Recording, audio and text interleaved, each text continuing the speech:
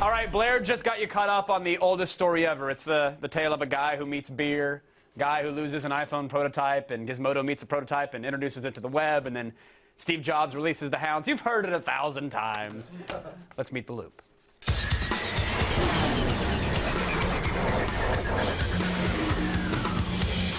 Joining me now to help us make sense of it all, editor for TechMeme.com, Rich DeMuro is here. How are you, sir? Thanks. Pleasure to have you here. Warm welcome. Let's see it. All right, let me take that. I was in a bar last night. No. Yeah, they're everywhere. You just go check it all over everywhere. the place. Crack alleys, opium dens. Everybody's got an iPhone but me.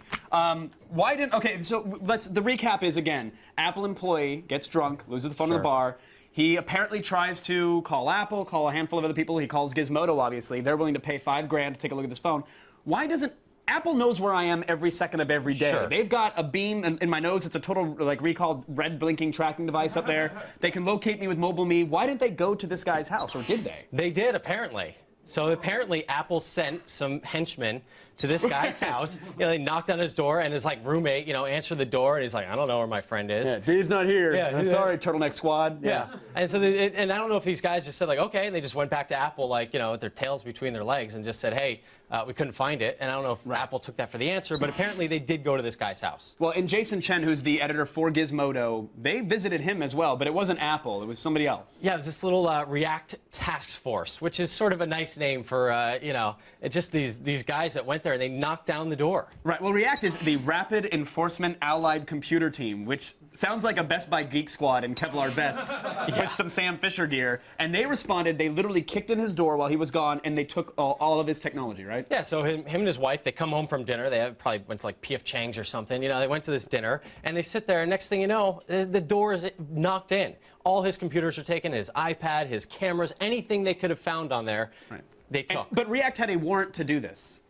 Yes, they did have a warrant, and that's, I think, where everyone's sort of wondering, do they have the right to go in there, even though they had this warrant? Right, and funny, we should point out, Apple is actually they have something to do with this React squad, right? Yeah, Apple is on the board of this React squad, but that's not saying much because Microsoft's on the board, Cisco, all these major companies that are up there sort of have an interest in intellectual property, identity theft. All these computer companies are on the board, so it's not necessarily interesting that Apple's on there, but they are part of it. Right. Well, the fact that it's an Apple phone and they're on the board of somebody who booted in some dude's front door, I say that there's a slight amount of interest in there. And they definitely made the call. But they made the call. Now other people are saying, okay, wait, that warrant is that there's no way that's going to hold up. Jason Chen, he is a journalist. He should be protected. They have no right to get in there. Is that true? Well, I mean, yeah, there's journalist protection laws. So if he is protected under those laws, they were really supposed to subpoena the evidence that they wanted, say, hey, can you please hand over all of your emails? Can you hand over anything that you've corresponded with this guy through?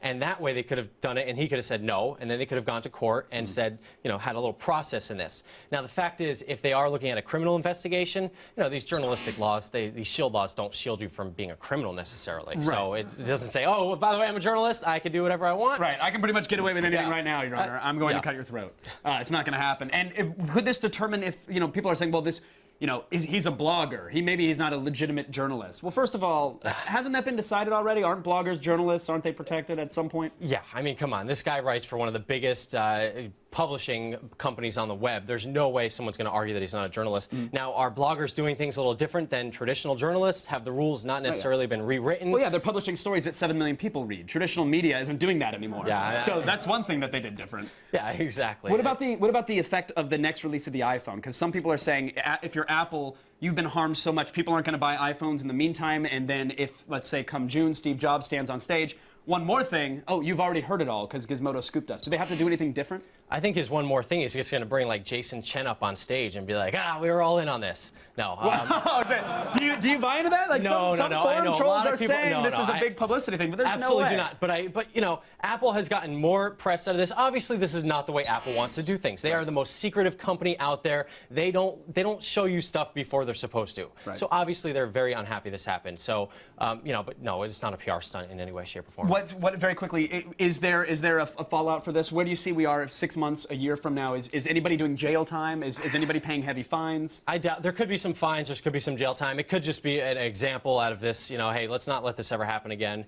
And I think maybe there's going to be some repercussions here. I think, depending on how that phone went from the bar stool that the guy left it on to not getting back to Apple and getting to Gizmodo's hands. Right. Yeah, someone's going to get a slap on the wrist. But the real question is, are you going to get the iPhone 4G, if that's what it's called? I think so. We'll Right? see. I mean, now Pretty that I've sweet, seen right? it, Front-facing looks- camera, and what else does it have? What other It's bells and got whistles we got? everything you could ever. I mean, I like the new look of it. I mean, it looks great. Still AT&T though. Yeah.